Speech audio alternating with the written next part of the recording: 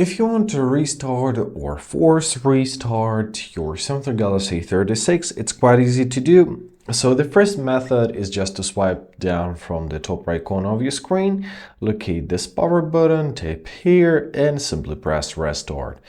Another way around is to hold your power button and your volume down button simultaneously. You will get the same power-off menu and simply tap restart once again. Or if you want to do a forced restart, you're to press the same buttons. So once again, power button and the volume down button. However, you are to press them until the screen will go dark.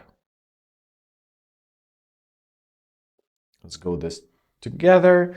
And there we are. Now our phone turned off. So just give it a couple seconds and it will start its restarting process.